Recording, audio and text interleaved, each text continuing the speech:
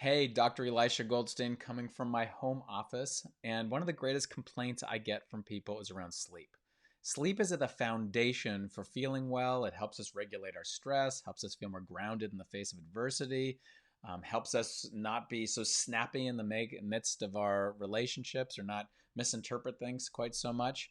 And helps us focus on what matters so we can ultimately enjoy life more. So, sleep really matters. So, if you're having trouble with sleep right now, or you just want to get better at falling or staying asleep, today I'm going to unveil a couple recent studies that I found that are really going to show us some secrets behind being able to get better sleep in our lives. If you're new here, my name is Dr. Elisha Goldstein. I'm the founder of the Mindful Living Collective, and I help people go from feeling stressed and overwhelmed to feeling a greater sense of personal control so you can focus more on what matters and ultimately enjoy life more. If you want to go deeper in a full curriculum with me and have more one-to-one access so you can ensure getting the shifts you want in your life accelerated, feel free to click on the link below to the Uncover the Power Within coaching program. Did you know that over 50% of adults over the age of 85 struggle with falling asleep or staying asleep? And kids, it's a different type of pandemic that's going on with sleep issues. So today I'm going to show you two studies that are going to uncover some secrets for us about how to get our sleep into a better place. Then I'm going to share with you exactly how it worked for me. It turns out rest is crucial for both kids and adults. It impacts our ability to focus and concentrate at school or at work. It impacts the way our mind works, so it can lead to greater increased stress and anxiety and depression. It also increased to physical health issues. It's been shown to correlate with things like obesity and diabetes and even heart disease. And so a team of researchers over at Stanford University, and hold on, I'm going to show you this in a minute, came up with a study that really unveiled some great things for us to better understand and how to get our sleep into a better place. Okay, so let's look at this now. What we're seeing here is an overview of a study done by Stanford University with kids, where what they found was that they took I think it was 1,000 third and fifth graders.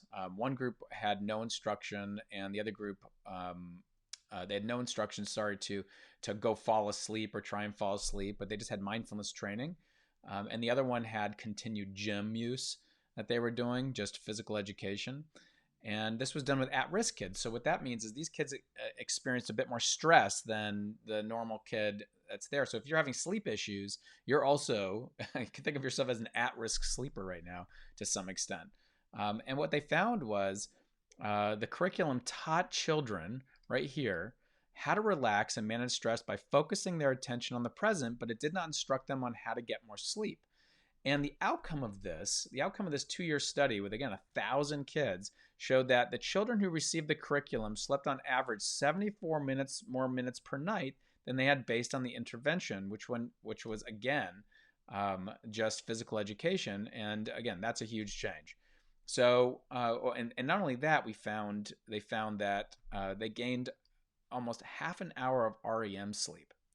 So I have to say, this correlates really greatly with my own experience with sleep. I used to struggle deeply with sleep issues, insomnia. And what I found was my own ability to train my mind to come to my body and just be aware of my body naturally breathing or be aware of the sensations there. What that did is that turned the volume down on the actual thinking that was going on, because there's an inverse relationship um, between thinking, which is what's keeping us up at night, and actually being present to something that's here in our bodies. And so I want to point something else out here. So if we go down here, you'll see that it says, from the more than 1,000 third and fifth graders taking part in the study, the research recruited 58 children who received the curriculum and 57 children from the control group for 3 in-home assessments. And they put, and this is where they're going into the brain research now. So, and these assessments measured brain activity during sleep via a cap of electrodes placed on the children's head, as well as breathing and heart rate and blood oxygen levels. So let's go down here where it says we think the researchers say we think the breath work. See if I can grab this. We think the breath work changes the physiological environment, perhaps increasing parasympathetic nervous system activity, and that actually results in improved sleep. So here's what we're doing. So we're allowing ourselves to come to our body and take deep breaths initially.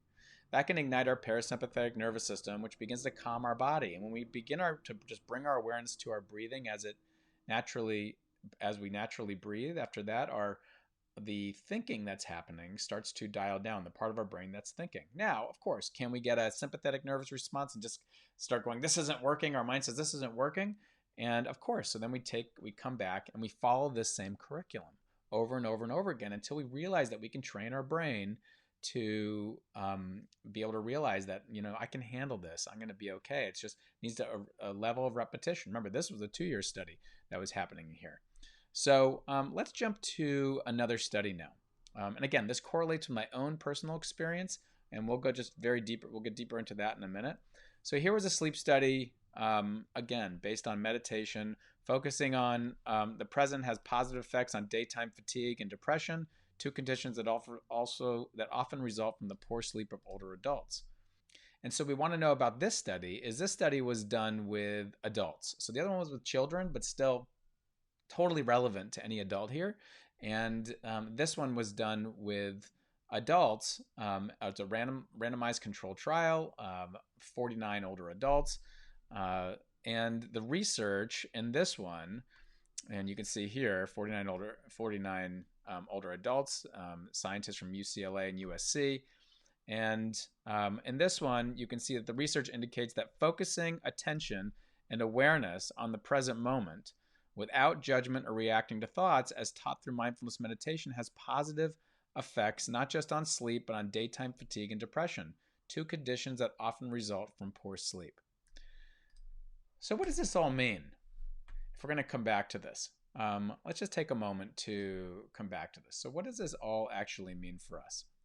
This means that if you take these two studies that are basically saying, like, look, we gave these interventions to kids where we help them do some deep breathing and then be aware of their body and this sense of natural breathing. We help train them. They had longer periods of sleep and more REM sleep. And that was for at-risk kids. Then you get adults and you say, okay, let's do it with adults. And we find that with adults, we have similar types of responses. Now, again, I used to struggle deeply with insomnia. And we have to trust how the reality of neuroscience, where when you look at the brain and you find research that shows you that when you're paying attention to the body or the emotions or something that's present, this part of the brain right here, this cortical midline that's involved with problem solving and thinking and worrying and trying to figure things out, the volume on it goes down, turns down. So if we can just trust the reality of how our brain works and we can look at this science and say, wow, okay, it really does work for people and randomized controlled trials, then allow that to open the door for yourself to say, maybe I can do this too. Maybe I can train my brain to be able to attend better to what's here, even though it might say, no, I got to think and worry and this isn't working for me and, all of that. And then we just take a deep breath and we go, nope, I'm just going to come back to this. These findings are maybe generalizable to me. Maybe what Dr. Goldstein's saying here can also be supportive to me. I just need to kind of stick with it over time. And ultimately, what you're going to want to do is you're going to want to trust your experience because your experience is ultimately going to be your guide. Okay, so here's the 3-step process to enter into if you find yourself having trouble staying asleep or falling asleep. And so the first thing you want to do is just name what's happening, right? My body is tense. I'm noticing this. There's anxiety here, or restlessness here. Name body, emotions, and my attention's all over the place. So what do? Take a few deep breaths, just like in the earlier study with the children. Take 10 deep breaths, just slow, deep breaths to start off with. And then just let your body naturally breathe and see if you can just be aware of it naturally breathing in and out, in and out. And then expand your awareness to the body and just allow yourself to be aware of your body just here naturally breathing. Then what's going to happen is your mind's going to kick you off. It's going to tell you that you can't do it and this isn't working. So we take note of that again. We name it. We recognize it. Oh, my mind's telling me this. Take note of that. Again, come back. Start over. Few deep breaths. Trust the science. Trust the research. Trust what I'm telling you about how the brain works. Soften your body. Be aware again of how your body's feeling. Maybe name it if you need to. Maybe it's okay at this point just to go into your body naturally breathing. You'll see. If you're feeling really imbalanced, you might want to name everything again. This is how my body's the tension in my body. I'm softening this. Here's the name. Here's my emotion. Okay, being aware of that. Okay, I'm just going to, again, go into this deep breathing and then allow my body to naturally breathe and then be aware of my whole body here, just naturally breathing, and I'm just staying with the flow of that. Practice and repetition with that will help you gain a more peaceful night's sleep. You might be able to gain more sleep, more REM sleep. At the very least, you'll struggle and suffer a whole lot less with your sleep.